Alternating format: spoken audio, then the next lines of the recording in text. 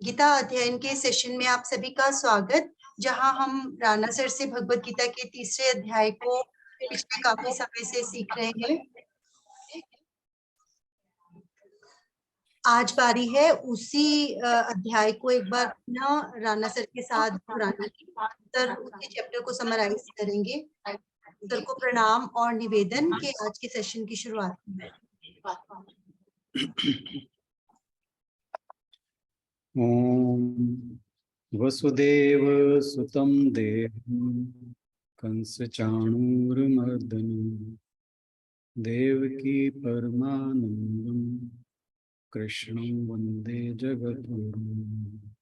सभी को बहुत बहुत प्रणाम। हम गीता जी के तीसरे अध्याय पर चर्चा कर रहे हैं और इस चैप्टर पर हम एक बार रिवीजन सबके साथ मिलकर हमने किया और बहुत नई नई चीजें सीखने को मिली। सबने अपने अपने अंदाज में श्लोकों को समझने और समझाने की कोशिश की और कुल मिला के ये सफर बहुत अच्छा रहा। आज हम तीसरे अध्याय को एक सारांश के तौर पर देखते हैं भगवान जी ने यहाँ क्या कहना चाहा है। तीसरा अध्याय का जो विषय है वह है कर्म योग और दूसरे अध्याय में भगवान जी ने सांख्य योग का वर्णन किया था, जिसमें कुछ हिस्सा कर्म योग के ऊपर भी था, स्वधर्म और कर्म योग। और लास्ट में भगवान जी ने जो अंतिम श्लोक था उसमें कहा था कि यही जो स्थिति है या अवस्था है वो ब्राह्मी अवस्था है और इस ब्राह्मी अवस्था को कर्मयोगी निष्काम कर्म के द्वारा प्राप्त कर सकता है। और तीसरे अध्याय में भगवान जी बताते हैं कि जो इंद्रियां, मन और बुद्धि है, ये मनुष्य को भोगों में लगाकर उसे विषयों में लिप्त कर देती है और काम जो है कामनाएं, क्योंकि जब विषयों में लिप्त हो जाता है मनुष्य तो उसके मन में तरह तरह की कामनाएं उठा करती हैं और जो कामना है वो मनुष्य की बुद्धि का हरण कर लेती है। और जब कामना या काम मनुष्य की बुद्धि को हर लेता है तो उसका मन और इंद्रियां दोनों ही इस तरह भटक जाती हैं जैसे एक रथ में बेलगाम घोड़े। तो इसी में ये भी कहा कि काम ज्ञान को ढक देता है। ज्ञान का यहाँ पर अर्थ जो है वो आत्मा से है, क्योंकि हम अपने चैतन्य स्वरूप को तब तक नहीं जान सकते जब तक हम अज्ञान से घिरे रहते हैं, अज्ञान से आवृत रहते हैं। और इस आवरण का कारण काम है। और ये काम कहाँ से उत्पन्न होता है? ये हमारे जो पूर्व जन्म के संस्कार हैं, जो तरह तरह के हमने पिछले जन्मों से हमारे मन पर या चित्त में कह लें इम्प्रेशंस, मेमोरीज के रूप में इकट्ठे हो गए। डेटा एक पेन ड्राइव में समझ लीजिए स्टोर हो गया। तो उसके कारण हमारा जो चैतन्य स्वरूप है आत्मा वह ढका रहता है, जिसे कहा कि ज्ञान आवृत रहता है काम के कारण। और भगवान जी कहते हैं कि जो काम है वो मनुष्य का सबसे बड़ा शत्रु, क्योंकि वह उसका पथ भ्रष्ट कर देता है। जो आध्यात्मिक रास्ते पर या पथ पर मनुष्य जा रहा है, उससे वो उसे भ्रष्ट कर देता है, हटा देता है, उसके साथ ही उसकी शांति भी भंग हो जाती है। और अगर मनुष्य किसी भी प्रकार काम का नाश करे, तो काम के नाश होने के बाद मनुष्य कर्म योगी हो सकता है, यानी निष्काम कर्म का अभ्यास कर सकता है। तो कर्म योगी होने की जो क्वालिफिकेशन है, योग्यता है, वो है काम पर विजय, यानी निष्काम कर्म करना। निष्काम कर्म तभी होगा जब हम कामनाओं को अपने वश में रखेंगे, कामनाओं से हम आगे निकल जाएंगे, या कामनाओं को हम एक उचित दिशा देंगे। निष्काम कर्म करने से मन और चित्त ये दोनों शुद्ध हो जाते हैं, और उससे फिर मनुष्य ज्ञान का अधिकारी पाता है। और जब कर्म निष्ठा हो जाती है तो फिर ज्ञान निष्ठा भी हो जाती है। ज्ञान निष्ठा होकर जो कर्म योगी वो फिर ब्राह्मी स्थिति, जिसको भगवान जी ने 2nd चैप्टर के लास्ट श्लोक में कहा था, तो फिर वो उस ब्राह्मी स्थिति को प्राप्त कर लेता है। तो ये जो पहले तीनों अध्याय हैं, ये आपस में बहुत ज्यादा रिलेटेड है, क्योंकि पहले अध्याय में जो अर्जुन है वो विषादग्रस्त हो गया है मोह के कारण। उसका विषाद दूर करने के लिए भगवान जी दूसरे अध्याय में उसे उसके चैतन्य स्वरूप का, उसके वास्तविक रूप का उसको परिचय कराते हैं, और साथ में ये बताते हैं कि क्योंकि तुम क्षत्रिय हो, युद्ध में खड़े हो, तो तुम्हारा जो स्वधर्म है उसके अनुसार तुम्हें युद्ध करना चाहिए, और यही तुम्हारा कर्म क्षेत्र भी है। और जब तुम निष्काम भाव से फल की इच्छा किए बगैर अपने कर्मों को प्रभु को समर्पित करके जब कर्म करोगे, तो फिर जो एक कर्म योगी की तरह तुम ज्ञान के अधिकारी हो जाओगे। और जब मनुष्य अनासक्त होकर और संग त्याग कर, संग त्यक्त्वा धनंजय जहाँ कहा था, कर्म करने का भगवान जी आदेश देते हैं उसको। और कहा था कि जो अध्यात्म चेतना है मन में, यह लक्ष्य रखे कि मुझे मोक्ष प्राप्त करना है, यही अध्यात्म चेतना का मतलब है कि उस लक्ष्य से युक्त होकर और परमात्मा के साथ स्थित, परमात्मा में स्थित होकर तुम कर्म करो। और फिर ऐसा व्यक्ति ब्राह्मी स्थिति को प्राप्त होकर जो भी कर्म करता है वो अपने लिए नहीं करता, वो लोक संग्रह के लिए करता है और दूसरों के लिए एक प्रेरणा स्रोत बनता है। और अपने कर्मों को वो सारे ईश्वर के कर्मों के रूप में स्वयं को केवल निमित्त मात्र मानकर कर्म करता है। इस प्रकार कर्म करने पर वह कर्म बंधनों से मुक्त हो जाता है, क्योंकि हर कर्म फल का उत्पन्न करने वाला होता है। कर्म कोई भी बिना फल उत्पन्न कर किए नहीं रहता। लेकिन जो कर्म योगी है, क्योंकि वो कर्मों से लिप्त नहीं है, क्योंकि वो कर्मों का कर्ता नहीं बनता, इसलिए वो भोक्ता होने से बच जाता है।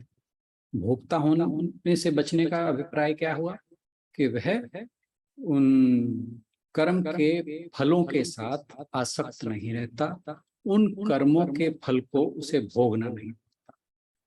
तो अगर उसे कर्मों के फल को भोगना नहीं है तो फिर इसका मतलब है कर्म उसे प्रभावित नहीं करते। जब कर्म प्रभावित नहीं करते तो वह कर्मों के बंधन में नहीं फंसता। तो इसलिए जो भी मनुष्य अपने स्वधर्म का पालन करते हुए जो भी उसके नियत कर्म हैं जो भी उसके कर्तव्य कर्म हैं उनको निष्काम भाव से प्रभु को समर्पित करके और स्वयं को एक निमित्त मात्र मानकर उन कर्मों का जो भी फल मिलता है उसे प्रभु का प्रसाद मानकर इस भाव से कर्म करता है, तो फिर वह मोक्ष का अधिकारी बन जाता है। क्यों? क्योंकि इस प्रकार से कर्म करने पर वो कर्मों के साथ लिप्त नहीं होता और धीरे धीरे उसका मन जो है वो शुद्ध होने लगता है। जैसे जैसे उसका मन शुद्ध होने लगता है, उसकी जो ज्ञान की क्वालिफिकेशन है, ज्ञान के लिए वो क्वालिफाइड हो जाता है और ज्ञान निष्ठा होने पर उसकी ब्रह्म निष्ठा हो जाती है। और एक वो जो निचला स्तर है मनुष्य के जीवन का, जिसे जो सांसारिक जीवन है, उससे उठकर वो एक अध्यात्म के उच्च स्तर पर पहुंच जाता है, जहां फिर उसके लिए मोक्ष प्राप्ति जो है एक लक्ष्य हो जाता है और शनै शनै उसको वह प्राप्त कर लेता है। तो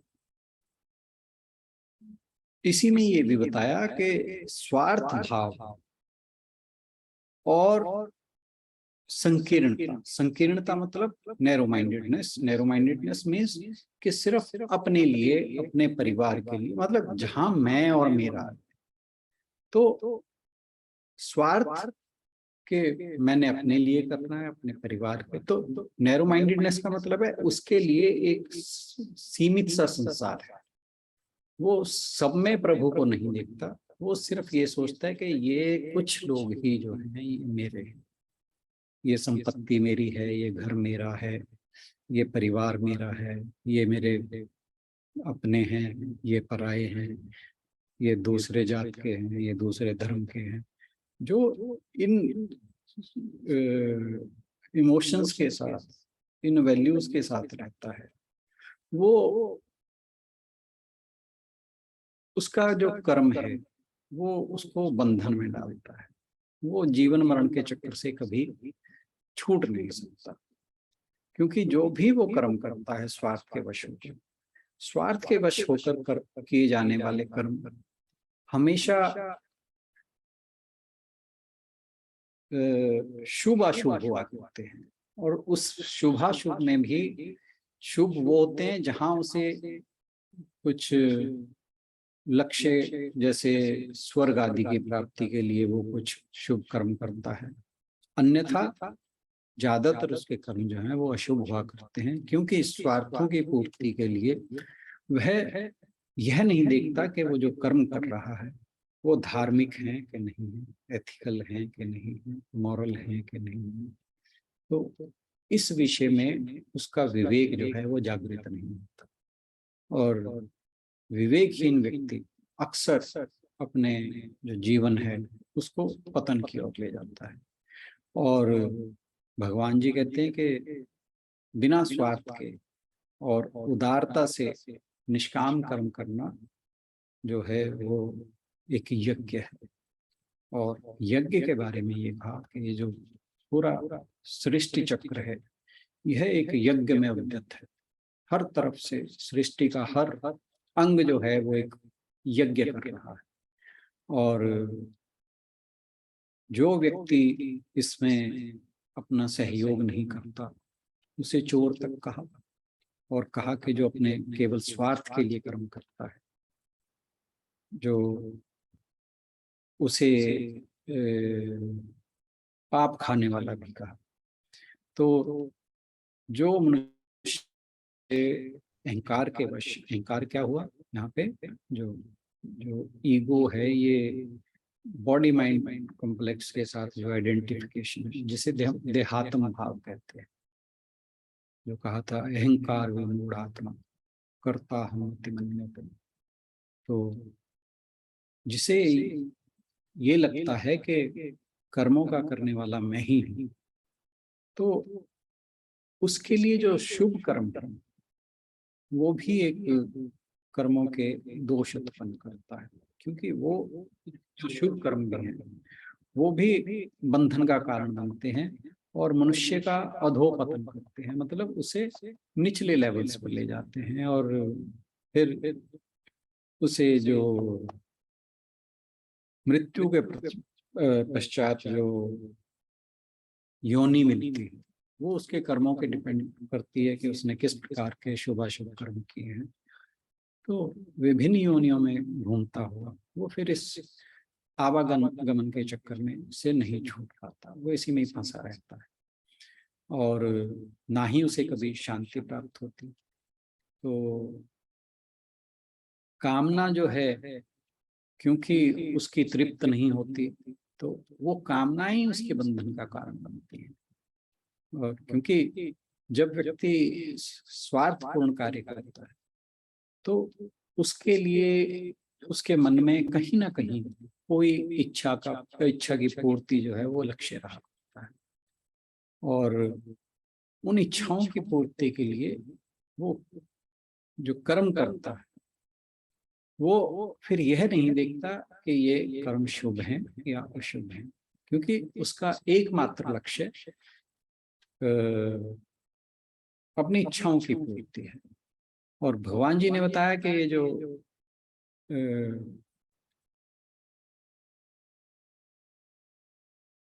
इच्छाओं की पूर्ति है यानी काम जो है वो ऐसा है जिसकी कभी क्षुधा शांत नहीं होती। यानी उसे जितना मर्जी खिलाते हो उसकी भूख कभी नहीं मिटती, बल्कि बढ़ती जाती है। जिसमें एग्जाम्पल था कि जैसे अग्नि के अंदर जितना भी घी डालो वो ज्वाला जो है वो भड़कती जाती है, ऐसे ही काम की जितनी पूर्ति की जाए उसकी क्षुधा उतनी ही बढ़ती जाती है। और जब कामना तृप्त नहीं होती तो फिर वो क्रोध को जन्म देती है। काम ऐशा क्रोधेशा रजोगुण समभाव।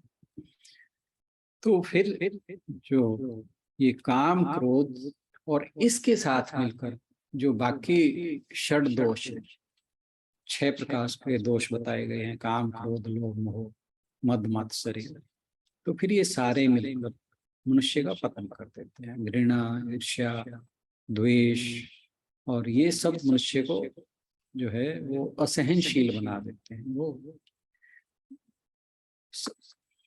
जो समाज का ढांचा है, परिवार का ढांचा है, उसमें रहते हुए भी वो सबके साथ मिलजुल कर नहीं चल पाता और उसके मन में किसी के प्रति घृणा है, किसी के प्रति प्रेम है, कोई उसे अपना लगता है, कोई उसे बेगाना लगता है।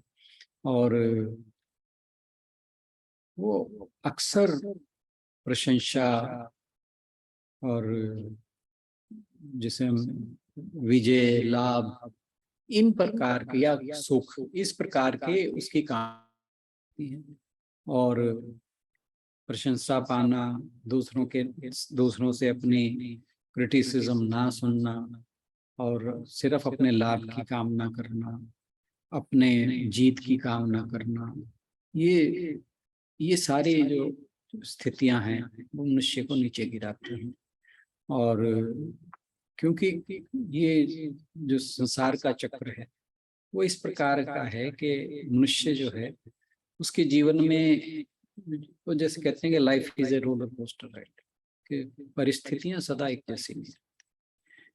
तो सुख है तो दुख भी आएंगे, दुख है तो सुख भी आएंगे। परंतु मनुष्य के साथ समस्या क्या है कि वो दुख तो चाहता है चला जाए, पर जब सुख आता है तो उसे ये लगता है कि सुख जाना नहीं चाहिए। और यहाँ पर ही जो है वो बंध जाता है। उस सुख को रोकने की चेष्टा में वो बहुत कुछ गलत कर जाता है और जिससे उसका जीवन जो है, जो मार्ग जो है वो भ्रष्ट हो जाता है। और जो उसके स्थान पर जो कर्म योगी है वो किसी भी चीज की जो भी परिस्थिति आती है उसका विरोध नहीं। उसके बारे में शास्त्रों का कहना है कि हमें जीवन जो है वो शांति की प्राप्ति के लिए मिला है। जैसे मैं एक स्वामी विवेकानंद की कोट को बहुत यूज किया करता हूँ कि every soul is divine, the aim is to, the goal is to manifest divinity. तो वास्तव में तो हम सारे ही ईश्वर के ही बच्चे हैं, उसी का स्वरूप है, परंतु अज्ञान के कारण हम अपने वास्तविक स्वरूप को भूले हुए हैं। तो मनुष्य का जो जन्म मिला है वो केवल और केवल उस परम शांति की प्राप्ति के लिए, उस ईश्वर को अपने माध्यम से प्रकट करने के लिए। ये हमें हमेशा याद रखना चाहिए। हमें अपने जीवन का जो प्रयोजन है वो पता होना चाहिए कि हमें मानव जन्म क्यों मिला है। मानव जन्म मनुष्य को इसलिए मिला है कि वो अपने इस शरीर के माध्यम से, इस जीवन के माध्यम से ईश्वर को प्रकट कर सके, अपने वास्तविक स्वरूप को प्रकट कर सके, उस चैतन्य स्वरूप को जान सके। तो उसके लिए जो एक बहुत सहयोगी कहना चाहिए या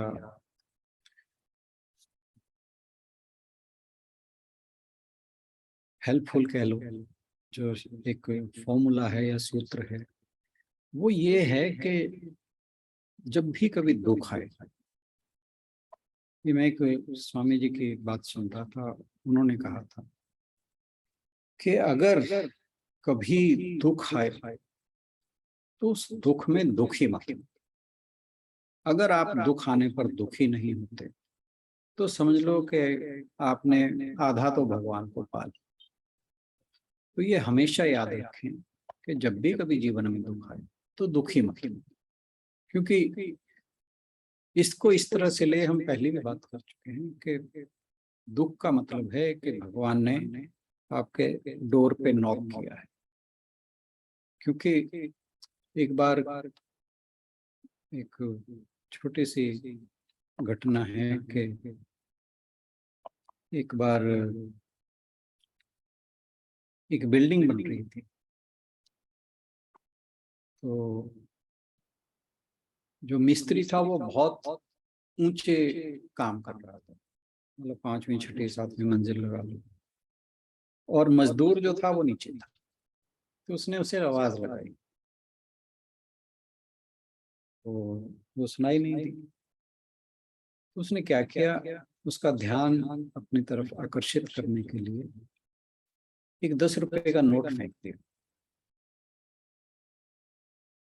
तो जब उसकी मजदूर की उस पर नजर पड़ी, उसने फटाफट उठाया और जेब में अपने डाल लिया। जेब में डालकर वो फिर अपना जो काम कर रहा था करने लग गया। तो मिस्त्री को लगा कि ये बात जची नहीं, इससे तो जो मैं चाह रहा था वो तो हुआ ही नहीं। उसने क्या किया, एक 10 का नोट फिर फेंका। तो मजदूर जब मुड़ के उसने फिर देखा, उसने फिर 10 रुपए देखे, उठाए, जेब में डाले, फिर काम करने लग गया।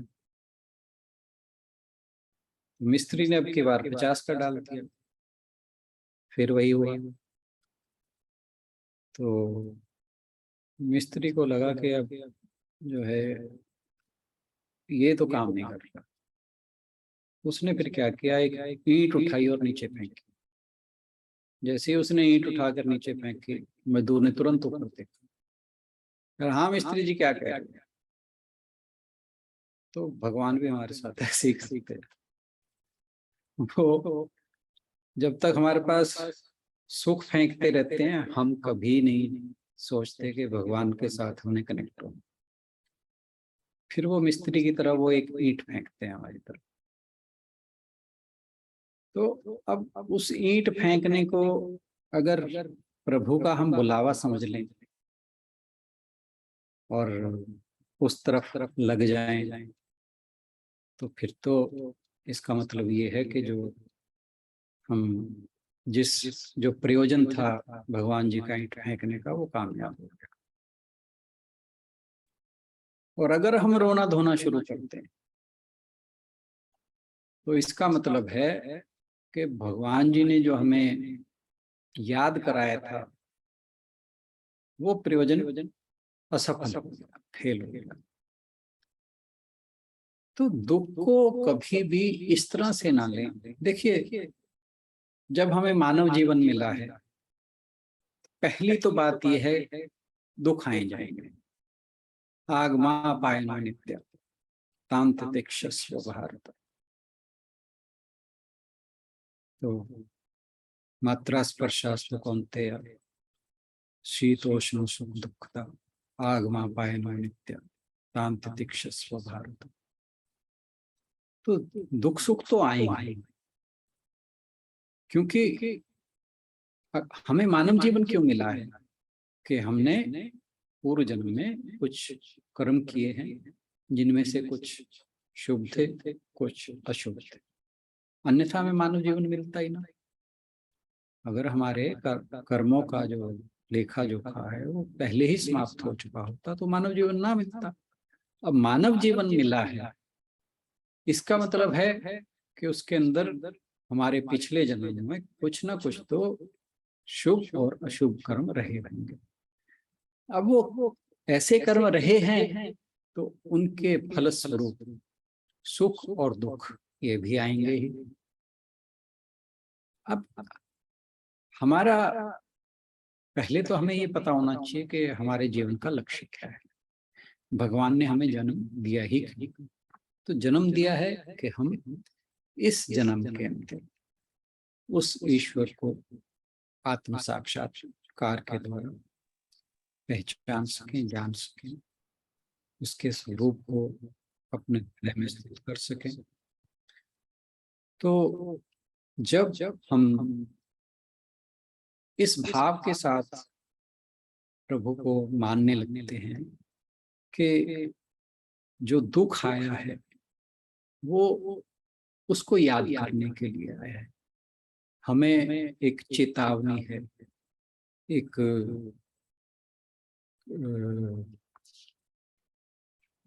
क्या बोलते हैं, क्लेरियन कॉल बोलते हैं कि हमें भगवान की तरफ अपने आप को मोड़ना है। तो अगर हम दुख को इस प्रकार लेंगे तो धीरे धीरे हमारे जो कर्मों का क्षय है वो होना शुरू होगा और हम अपनी आध्यात्मिक यात्रा की तरफ बढ़ेंगे। अगर दुख को लेकर हम रोते रहेंगे तो भगवान, क्योंकि हमारा जो देखिए जो स्वरूप है, जो आर रियल सेल्फ है, दैट इज हैप्पीनेस, ब्लिस। हमारा वो है ना सच्चित आनंद, ये हमारा स्वरूप है। तो भगवान हमें दुख नहीं देते कि भगवान का किसी से कोई झगड़ा नहीं। ये भगवान जी ने कहा भी है कि ये जो दुख सुख हमारे आते हैं ये तो प्रकृति का काम है, वो देखते हैं कि जो जैसा करता है वैसा उसे भोगना। तो जो दुख सुख हैं उनको इसी भाव में लेना चाहिए। और क्योंकि हमारा जो स्वरूप है वो सच्चित आनंदमय है, तो दुखी होना हमारा स्वभाव नहीं है। तो अगर हम किसी भी तरह से दुख के अंदर दुखी ना हो तो इसका मतलब ये है कि हम अपने गंतव्य की ओर बढ़ना शुरू हो चुके हैं। और अगर हम दुख आने पर रोते रहेंगे तो फिर हम कुछ नहीं कर पाएंगे। ये बात एक हर गृहस्थी को, कर्मयोगी को, कर्मयोग जो है वो गृहस्थ का क्षेत्र है, सन्यासी का तो सन्यास योग हो गया। तो कर्मयोग बेसिकली गृहस्थियों के लिए। तो एज ए गृहस्थी हमें ये ध्यान रखना चाहिए कि हम दुखों से दुखी ना हो। आए ठीक है, उन्हें भगवान का प्रसाद समझें कि ये भी हमारे उद्धार के लिए है, हमारे जो पाप या अशुभ कर्म है उनका क्षय कर रहा है। क्योंकि इस जीवन में आकर हमें जो अपने पिछले जन्म के शुभ और अशुभ कर्म है वो तो भोगने हैं। तो जैसे शुभ कर्म है, कुछ अच्छा हो रहा है तो हमारे शुभ कर्म का जो अकाउंट है वो डिप्लीट हो रहा है। अगर हमारे साथ कुछ बुरा हो रहा है, कुछ दुख आया है जीवन में, तो बल्कि खुश होना चाहिए कि हमारे जो अशुभ कर्म है उनका अकाउंट डिप्लीट हो रहा है। और इसके लिए सुख आए तो भी वो, जैसे गुरु ग्रंथ साहब ने कहा है कि सुख वेले शुक्राना ते दुख वेले शुक्राना। तो जैसी भी परिस्थिति हो भगवान का शुक्र करें और अपना जो भी कर्तव्य कर्म है उसे एक कर्मयोगी की तरह करते रहें। और भगवान ने कहा भी है कि जो मनुष्य अपना स्वधर्म का पालन करता है, चाहे वो उत्तम ना भी हो, त्रुटिपूर्ण भी हो, तब भी पर धर्म के मुकाबले श्रेष्ठ है। क्योंकि पर धर्म जो है वो पतन करने का कारण बनता है। दूसरे का जो कर्म है वो अगर हम करते हैं तो एक तो उसमें कुशलता नहीं होती, और दूसरा जब हम दूसरे का कर्म कर रहे हैं तो इसका मतलब है कि हम अपना कर्म छोड़ रहे हैं। तो जो हमारा कर्म है उसे छोड़कर हम दूसरे का कर्म करते हैं तो वो पतन का कारण बनता है। और तो मनुष्य के लिए जरूरी है कि जो उसके अंदर शुभ और अशुभ ये जो दो वृत्तियां सदा लगातार चलती रहती हैं, जो जिसे हम कह सकते हैं कि हमारे भीतर एक द्वंद्व का युद्ध चलता रहता है, तो उस युद्ध में अपने आप को सम रखना है, अपने आप को अनुशासित रखना है और कर्म करते हुए इस भाव से करना है कि मुझे ऐसा कर्म करना चाहिए जिसके द्वारा मेरा और लोक का कल्याण, लोक संग्रह की जिसमें बात कहते हैं भगवान जी। और जो फिर कहा था कि जो काम है उसके भगवान जी ने 3 स्थान बताए थे कि इंद्रियां, एक तो बताया कि काम सबसे बड़ा शत्रु है। जब अर्जुन ने पूछा कि प्रभु कि वो क्या है हमारे अंदर जो हमें फोर्स करता है गलत कार्य करने के लिए, जबकि मनुष्य चाहता नहीं है गलत कार्य करना। उसके लिए भगवान जी ने बताया था कि जो काम है वही मनुष्य का सबसे बड़ा शत्रु है, और वही काम ऐशा क्रोधेशा, तो काम या क्रोध, उसे दोनों में से कुछ भी कह सकते हैं, उसी के कारण मनुष्य जो है ना चाहते हुए भी गलत कर्म करता है। और इस काम के जो वासस्थान है वो इंद्रिया मन बुद्धि है। और कहा कि अपनी आध्यात्मिक यात्रा के प्रारंभ में ही जो काम है उसे इंद्रियों के स्तर पे ही कंट्रोल कर लेना चाहिए। जिसके लिए हमने एक एग्जांपल ली थी कि जैसे एक पौधा हम रोपते हैं छोटा, तो उसके चारों बाढ़ लगा देते हैं, और जब वो धीरे धीरे बड़ा होने लगता है और बड़ा होकर एक पूरे पेड़ के रूप में विकसित हो जाता है, तो फिर उसे बाढ़ की आवश्यकता नहीं होती। तो इंद्रियों को अगर हम काम को अगर हम इंद्रियों के स्तर पर ही रोक दें, उसे एक उचित दिशा प्रदान कर दें, तो फिर वो काम जो है वो हमारे लिए बंधन का कारण नहीं बनता। और फिर जब हम कर्म बंधन से मुक्त हो जाते हैं तो फिर हम जो ब्राह्मी स्थिति है उसमें स्थित हो जाते हैं। तो इसलिए मनुष्य का ये दायित्व है कि वो स्वार्थ रहित होकर, कामना रहित होकर, यश यश की चिंता किए बगैर, लाभ लाभ की चिंता किए बगैर, मान हानि की चिंता किए बगैर, मान और अपमान की चिंता किए बगैर, जय पराजय की चिंता किए बगैर अपने जो दायित्व है उसे हंसते मुस्कुराते हुए निभाए, अपने स्वधर्म का पालन करे और जो सुख दुख है उनमें सम बनाए रखे, समत्व का भाव बनाए रखे। और जब जब मनुष्य इस प्रकार से कर्म करता है तो फिर जो ब्राह्मी स्थिति है उसे प्राप्त करना उसके लिए आसान हो जाता है और धीरे धीरे वो इस जो अवस्था है सच्चिदानंद की उसको प्राप्त कर लेता है। तो आज के लिए इतना ही, बहुत बहुत धन्यवाद। सर एक क्वेश्चन था, अगर टाइम है तो। जी जी जी।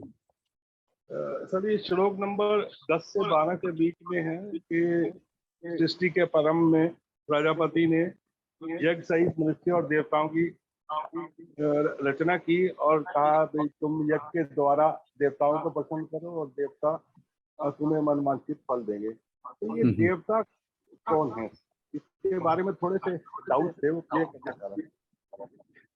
देवता जो है एक्चुअली हमने बात की थी, हो सकता है आप दिन ना हो, कि जब ब्रह्मा जी ने सृष्टि की रचना की तो जैसे एक कोई भी राजा, या अगर राजा पुरानी बात होगी आज की स्थिति लें तो जैसे कोई किसी देश का प्रेसिडेंट या प्राइम मिनिस्टर है, वो अपने शासन को चलाने के लिए विभिन्न मंत्रियों की नियुक्ति करता है और तरह के उसके साथ एग्जीक्यूटिव्स रहते हैं, ऑफिसर्स रहते हैं, इस तरह से तो वो उनको कुछ शक्तियां प्रदान करता है ताकि वो उन शक्तियों को यूज करके जो एडमिनिस्ट्रेशन है उसे ढंग से चला सके।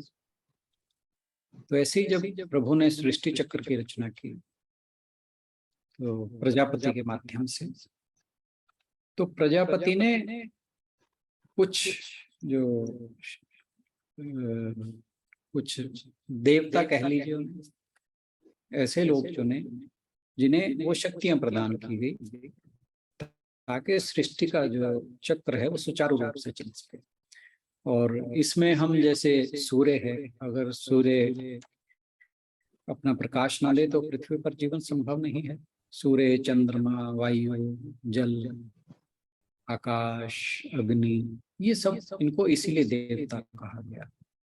तो जब सृष्टि चक्र में अब ये जो सारे हमने देवता बताए, ये कभी भी अपने काम में कोई गड़बड़ नहीं करते, क्योंकि मनुष्य गड़बड़ करते चलता है, परंतु अगर ये गड़बड़ कर देंगे तो पूरी सृष्टि जो है वो क्लैप्स आ जाएगी।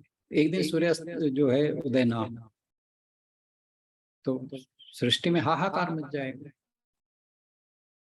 तो इसीलिए इनको देव कहा गया, देवता कहा गया। और इनको प्रसन्न करने का मतलब ये है कि हम अपने जो दायित्व है वो ठीक से निभाएं। जैसे अब जल संरक्षण की बात की थी, हम काफी डिटेल में बात हुई थी, ठीक है ना, कि जो नेचुरल रिसोर्सेज हैं हमारा कर्तव्य कर्म है कि उनके संरक्षण पे ध्यान दें। तो ये जो है हम देवताओं का सहयोग कर रहे हैं। इसको अगर वेदों की भाषा में लिया जाए तो जैसे यज्ञ आदि करते हैं हम देवताओं को प्रसन्न करने के लिए करते हैं, वो एक अलग कोर्स हो गया। बात वो गलत कुछ भी नहीं है। पहली तो बात में हम किसी भी दृष्टिकोण को गलत नहीं ठहराना चाहिए, हर दृष्टिकोण का एक अपना महत्व है। हमने इस पर भी चर्चा की थी कि कई बार हम कहते हैं कि मंदिर जाने से कुछ नहीं होता, पूजा करने से कुछ नहीं होता, ये सब फालतू के कर्म है। ऐसा कुछ नहीं है। दुनिया में जो कुछ भी हो रहा है हर चीज की अपना अपना एक मंतव्य है, अपनी अपनी इम्पोर्टेंस है, अपना महत्व है। तो यही भाव था इन श्लोकों का कि हमें अपना जो है वो सृष्टि चक्र में पूरा सहयोग देना चाहिए कि हम अगर एक दूसरे को सहयोग करेंगे तो एक दूसरे जो हम देवताओं को प्रसन्न करेंगे तो देवता हमें प्रसन्न रखेंगे, हमारी जो नीड्स हैं उन्हें पूरा करेंगे। ये भाव था। Thank you sir. एक थोड़ा सा होता ये स्वधर्म के बारे में थोड़ा सा और क्लियर कर देते तो ज्यादा बढ़िया। जैसे मैं एक एग्जांपल आपको देता हूँ, टाइम है ना सर? हाँ हाँ, वो अभी तो है, काफी टाइम है सर। जैसे भाई किसी भी पुरुष के लिए अपने माता पिता की सेवा करना भी इसका एक कर्तव्य है, अपने परिवार का ध्यान रखना भी एक कर्तव्य है। कई बार क्या होता है कि जो है दोनों पार्टी खुश नहीं हो पाती आपकी सेवा से। एक को पसंद करते हैं तो दूसरा नाराज हो जाता है। आप समझ गए मैं क्या कह रहा हूँ? बिल्कुल, बहुत अच्छे से समझ गया। इस पे भी चर्चा अच्छी हुई थी, लगता है आप मिस कर गए उसको। आप हाँ, बीच में मैं गया हुआ था ना सर। हाँ हाँ हाँ हाँ, आप मदर के पास गए हुए थे। हाँ, तो अब मेरा सिचुएशन में मेरा ख्याल ये है कि आप ना वो जरा पिछले वीडियोस देखो, जरा काफी चीजें क्लियर हो जाएंगी वहां से। ये बहुत अच्छे से डिस्कशन हुई है इन बातों। और स्वधर्म के ऊपर मैंने स्पेशली एक सेशन लिया था क्योंकि अंजू बहन ने बोला था। हालांकि अंजू बहन ने अगले दिन जिस दिन लिया मैंने उस दिन वो आई नहीं, पर मैंने फिर भी वो ये कह के कर दिया था। मैंने कहा चलो अंजू बहन जो है वो रिकॉर्डिंग देख लेंगे, तो आप भी वो रिकॉर्डिंग देख लें। काफी संशय, और उससे उससे पहले दिन और उन दिन काफी गहरी चर्चा हुई थी और उसमें बहुत लोगों ने बहुत अच्छे से पार्टिसिपेट किया था और काफी चीजें हमने डिस्कस की थी। आप वो एक बार देखिए, फिर भी कुछ बातें रह जाती हैं तो we are always there to discuss all these things. Thank you. Thank you. Ashu बहन को मैसेज कर देना, वो आपको लिंक भेज देंगे।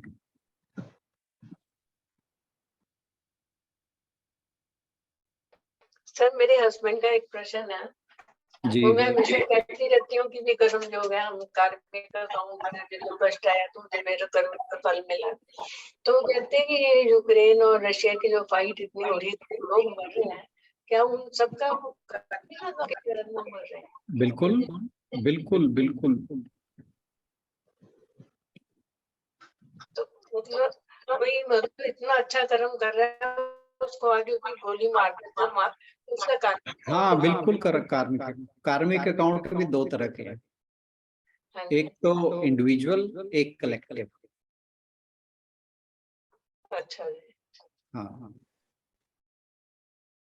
मतलब इसमें कोई दो राय नहीं है। मैंने कहा बिना बिना बिना कर्म के कुछ नहीं होता। ठीक है सर। हाँ जी, जो जो कुछ भी हो रहा है, हम कई बार बड़े परेशान हो जाते हैं, हमारे देश का ये हाल हो रहा है, हमारे देश का ये हाल हो रहा है। तो ये कि जो हमारे कलेक्टिव कर्म अकाउंट है, अब जैसे मान लो हम 135 करोड़ लोग हैं, ठीक है ना, तो अब मेरे अकेले कर्म की वजह से तो कोई प्राइम मिनिस्टर नहीं बना या हटा, ठीक है ना। हाँ जी, तो इस समय जितने भी लोग हैं, इन सबके किसी समहाव के वो कलेक्टिव कर्म ऐसे रहे होंगे कि जो हमें राजा मिला है या जैसा हमें नेता मिला है उस तरह से मिलते, क्योंकि कहीं ऊपर से तो आ नहीं रहे। ये सारा का सारा कर्म का ही अकाउंट है, उसकी वजह से जो कुछ भी है हम ऐसे वातावरण। अब आप ये उस वहां से एक बार थोड़ा सा पीछे आइए, हमें हमारे माँ बाप अच्छे बुरे क्यों मिले, उसको थोड़ा एक्सटेंड कर दो, है ना।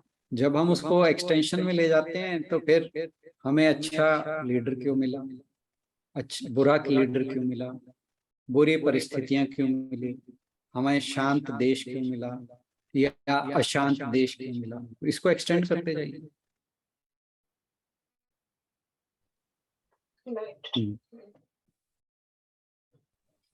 ठीक है सर। सर मैं कुछ ऐड करूं? बिल्कुल। हाँ, अगर महाभारत ना होती तो गीता जी का जन्म ना होता, शायद इस यूक्रेन वार से क्या हो जाए। गीता जी का जन्म ना होता? अगर महाभारत में ही ये हुआ ना, हाँ जी।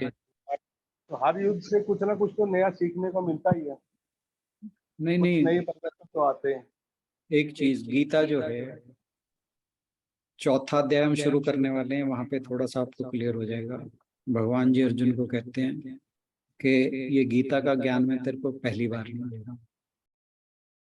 सृष्टि के शुरुआत में ये मैंने विवस्वान और इक्ष्वाकु को दिया था। पहले मैंने मनु को दिया, मनु ने इक्ष्वाकु को और विवस्वान को दिया। तो वहां पे वो अपने गॉडली नेचर बता रहे हैं। तो कह रहे मतलब ये पहली बार मैं तेरे को ज्ञान दिया।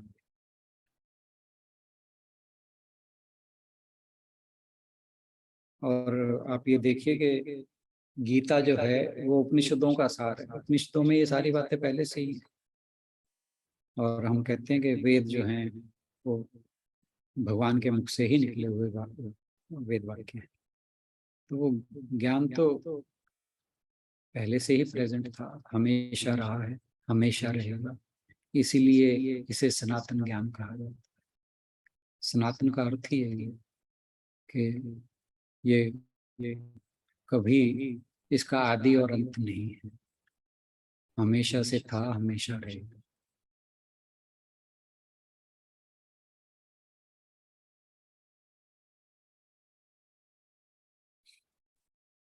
और कोई कुछ कहना चाहे?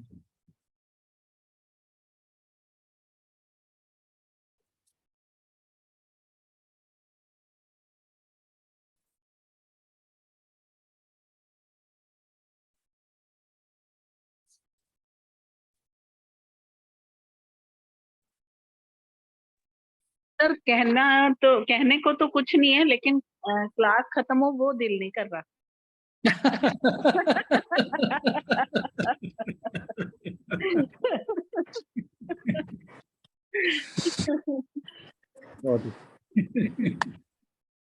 जय श्री कृष्ण जी। शुभेच्छा है। हाँ जी, शुभेच्छा है। नहीं, क्योंकि जो भी मन में प्रश्न होते हैं वो सुनते या अपने आप ही सोचते सोचते वो प्रश्नों का उत्तर तो मिल जाता है। बिल्कुल बिल्कुल बिल्कुल। ये नहीं, जय श्री कृष्ण जी। हाँ जी, जय श्री कृष्ण। कैसे हैं जी? आज तो मतलब किसी से सुनना तो नहीं है 42वां और 43वां के बारे में कुछ, आपने सारे ही बता ही दिया वैसे। आज तो रैप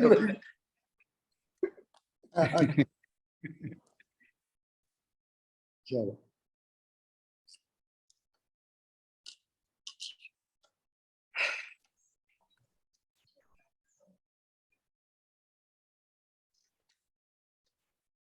यदि सभी की इजाजत हो तो बड़े समापन की ओर।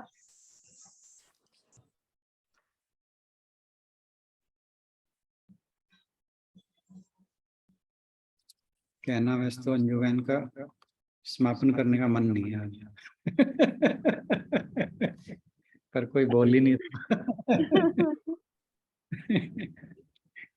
चलिए। अच्छा आशु, वो स्वधर्म वाला वीडियो जो रिकॉर्डिंग है वो ग्रुप में भेज दोगे प्लीज? अपना सब लोग सब्सक्राइब करें और सेल्फ इंडिपेंडेंट। सब्सक्राइब तो मैंने किया हुआ है, तो सब्सक्राइब तो किया हुआ है, उसी में है। आप नहीं उस पे क्या लिखूं कि वो वाला आए? स्वधर्म लिखूं? हाँ जी, स्वधर्म लिखो, या फिर आप स्क्रॉल करो तो अभी तो डाला है थोड़े दिन पहले, वो मिल जाएगा इजीली दीदी आपको। अच्छा डाल, ठीक। और सभी से रिक्वेस्ट कि जरूर अपने व्यूज या फिर मार्क्स जरूर उसमें देंगे तो अच्छा लगेगा थोड़ा। सब्सक्राइब तो बहुत पहले का किया हुआ है। ठीक है, ठीक। चलिए, आज बहुत ही खूबसूरती से सर ने एक बार हमें दोबारा से तीसरे अध्याय को समराइज किया, और कल की चर्चा भी बहुत अच्छी रही। सबने अपने विचार रखे श्लोकों को लेकर।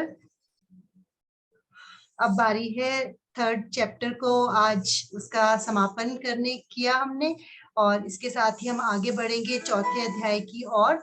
सोमवार से शुरुआत होगी हमारे नए अध्याय की भगवद गीता का चौथा अध्याय। सर को धन्यवाद, प्रणाम और निवेदन कि आज के सेशन का समापन करें। ओम वसुदेव ओम पूर्णमदः पूर्णमिदं पूर्णात् पूर्णमुदच्यते पूर्णस्य पूर्णमादाय पूर्णमेवावशिष्यते। ओम शांति शांति शांति। हरि ओम। हरि ओम।